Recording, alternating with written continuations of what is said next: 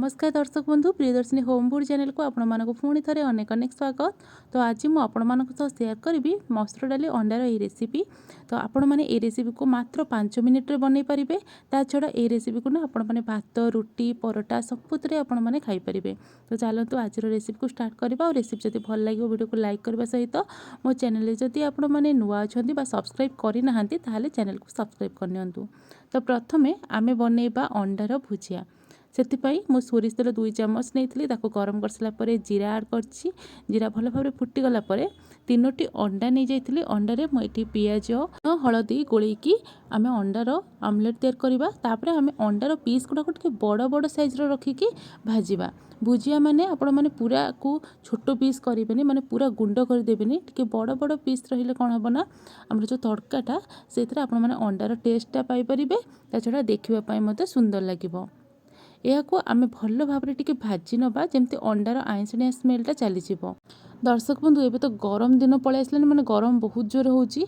तो गृहिणी मैंने चाहते कि कम टाइम रे केमती आम इजीरे रोसईटा सारीदेबू। तो आपण मैंने यही रेसिपी को ट्राए करें। तो यही भाव में देखो अंडार भुजिया मु बनई नहीं एबे आम या साइड रखा। दर्शक बंधु जो मैंने प्रेसर कुकर रे डाली जदि बनाऊँ से डाली बेले बेले सीझी जाए जानीपारती। तो से कड़े आराम से बनई पारे जो कि डाली आपण जानीपारे कि केती कौन सीझी आमको केती कौन दरकार। तो एबे देखो प्रेसर कुकर रे मुझे देदे 2 बड़ चामच सोरिष तेल। तेल को आम भल भाव में गरम करनवा। तेल गरम हो सारा पर आम देदबा ये 1 कप मसूर डाली। डाली को मुझे परिष्कार कर धोई नहीं आउ चा पिया कप्रे मु 1 कप मापिकी देती। तो आपण मैंने निज परिवार अनुसार केते कौन बनइबे से हिसाब से आपण मैंने डालीर परिमाणटा नेबे। तो ये डाली मुझे नहीं 3 जन खाइला भाया। तापर डाली दे सारापर मुझे देवी कटा आलू। तो 1 कटा आलू नहीं आलू जब आप पकईवा चाहूना आलू को स्किप करेंगे। तापर किसी कटा पियाज दे दूची कटा टमाटो दे दूची। तापर कटा रसुण आम देदबा 2 चामच पाखापाखि। तापर आम कटा अदा देदबा आधा चामच पाखापाखि। तापर 3टी कंचा लंका देदबा। यापर आम धनिया पत्र देदबा। देखिपारे तो एकाथरे सबू गुड़ाक आम पकईले। तापर लुण एवं हलदी देदबा। बास एबे आको भल भाव में टिके मिसई नबा।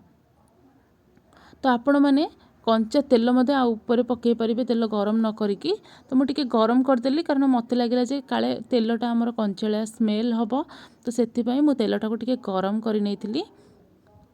तो ये या भल भाव में टिके मिसई नबा। मिसई सारा पर आम ये पानी दबा। तो पानी ये मु डाली और आलू को भिजिला भाया देती। पानी देला बेलू वीडियोटा मोर हो पारिनी स्किप हो जाइए। तो आपण मैंने देखिकी जानीपारे कि जमती आमर डाली आलूटा बुड़ीकी रही भाव में आम पानी दबा। अधिक पानी बिल्कुल भी देवेनि। एबे आमे प्रेसर कुकर को देदबा आमर 1 सीटी आ मन रखिए 1 सीटी जिते आपपर आपण मैंने गैसटा बाहर करने एमती बंद करके रखिए। जहाँफल कि आमर डालीटा पूरा एमती देखिपे पूरा गोटा गोटा रमर तड़काटा भी खायापी बहुत टेस्ट लगे। तो मैंने पूरा बंद कर रखी दौरान ना ताले आमर डालीटा पूरा घोल हो माने सीझी तो भल लगनी। आउ गोटे कथा आपण मैंने जदि अंडा भी खाऊ नथिबे वेजिटेरियन होइथिबे ताहले आपण मैंने डालीर मध्य ये रेसिपी बनई पारे अंडा को स्किप करके बहुत टेस्टी लगी थाए। यापर आमर जो अंडा भुजिया बनई ताकू डाली रे देकी भल भाव में मिसई नौची। एबे आमे लास्ट गोटे तड़का दबा। तो तड़का पैन गरम करके मुझे दे दूची 1 बड़ चामच सोरिष तेल। तेल को गरम होगापाई देव। तेल गरम हो सारा पर अधा छोट चामच जीरा ऐड करवा। जीरा फुटीगला छोट चामच रसुण आउ किछि अदा देदबा। देकी आपको टिके भाजी नवा। तापर आम ये देदबा टिके चिली पाउडर कलर पाई आउ एको मध्य भल भाव में मिसई नवा। लास्ट आम टिके कस्तूरी मेथी देदबा जोटा कि बहुत बढ़िया गोटे टेस्ट लगे। तापर बास्ना भी बहुत भल आसो। एबे आम ये डाली रे देदबा ताको भल भाव में मिसई नवा। एबे आमर हो गला अंडा एवं मसूर डालीर तड़का। खाली मसूर डाली नुह आपण मैंने चाहिए हरड़ डाली बनई पारे।